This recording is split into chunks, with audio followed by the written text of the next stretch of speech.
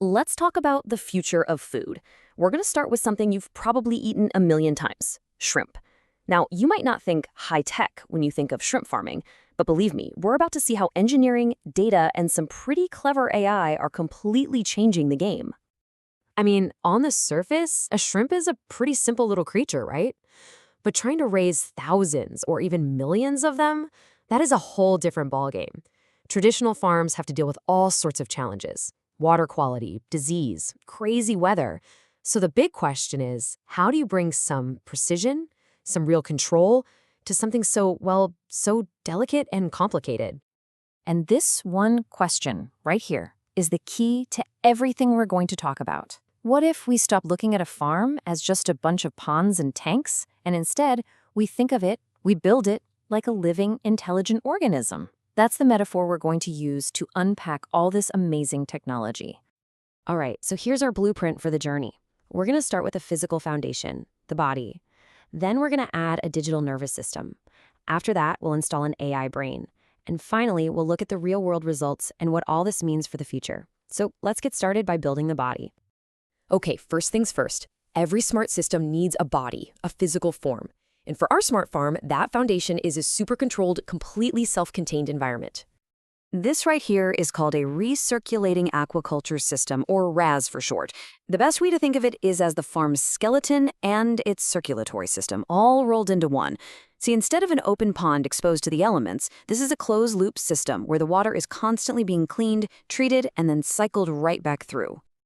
So let's break down how this actually works. You've got skimmers and biofilters that act kind of like the system's kidneys, constantly pulling out waste. Then, UV sterilization works like an immune system, zapping any nasty pathogens. And the best part? Because it's all indoors, it's totally monsoon-proof. The farmer has complete control over the environment, no matter what's happening outside. So we have the body. It's strong, it's stable, but a body without senses is really just an empty shell, right? So the next step is to give our farm the ability to actually feel and react to its own world. And this is where the whole Internet of Things, or IoT, thing comes in. If the RAS is the physical body, then all of these little sensors are like the digital nerve endings, spread all throughout the system. They're constantly feeling, constantly gathering data on every little change in the water. Let's take a look under the hood here. This control panel is where the sensing meets action. The sensors feed all their data into what's called a PLC, a programmable logic controller. It's basically a tough little industrial computer. It can then automatically trigger things like turning on a blower if oxygen levels start to dip. You can think of it as the farm's autonomic nervous system. It handles all the reflexes without even having to think about it. And what are those senses monitoring? Well, they're tracking the absolute vitals for keeping shrimp alive and healthy.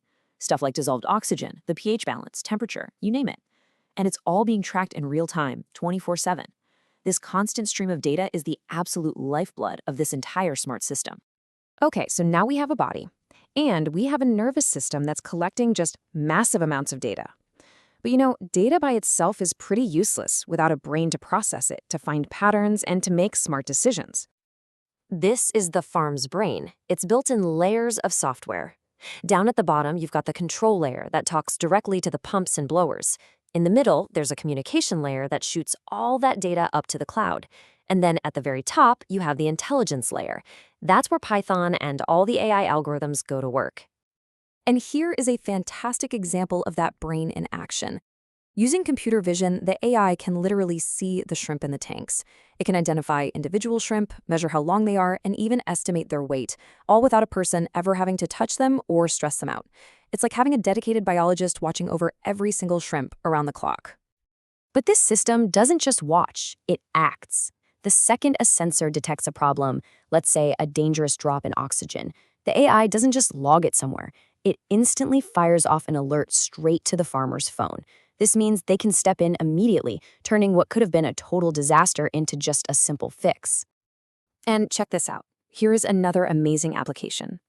Counting tiny, practically see-through shrimp larvae is a huge pain for farmers. It's what they call a black box problem. You never really know how many you have. Well, the AI solves this by analyzing video and automatically counting them. This gives the farmers super precise estimates of their stock, which means they can optimize feeding. No more guesswork. So a body, a nervous system, and a brain. It all sounds pretty incredible in theory, right? But the real question is, does it actually work out in the real world? Let's take a look at the proof. Yeah, this is not just a theory. The Market Boy farm in Kapong, Malaysia has been running this entire tech stack since early 2024. And the result? A consistent, predictable harvest, completely safe from the monsoon rains that can totally wipe out traditional farms. This model isn't just a concept, it's proven to work. And what this does is it fundamentally changes the whole equation of farming.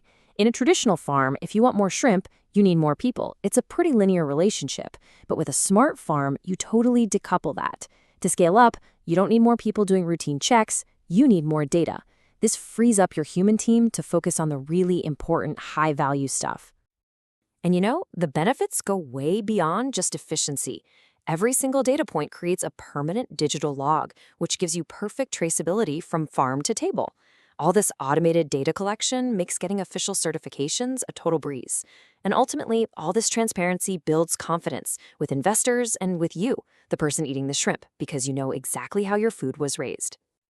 So what happens when this kind of technology starts to mature and spread? Well, it's about a lot more than just growing better shrimp. It's about building a whole new ecosystem for how we produce food.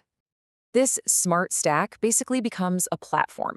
You could integrate it into university programs to train the next generation of smart farmers. It gives agri-tech startups a foundation to build new innovations on top of. And on a national level, it's a huge boost for food security because it helps reduce how much we have to rely on imported protein. And this isn't just some far-off dream for massive operations. There's actually a pretty clear roadmap for any farm to start adopting this kind of tech. You start by defining what you really need, you select the right technology for the job, you build a strategy for your data, and then you scale up from a small pilot project to full-blown production.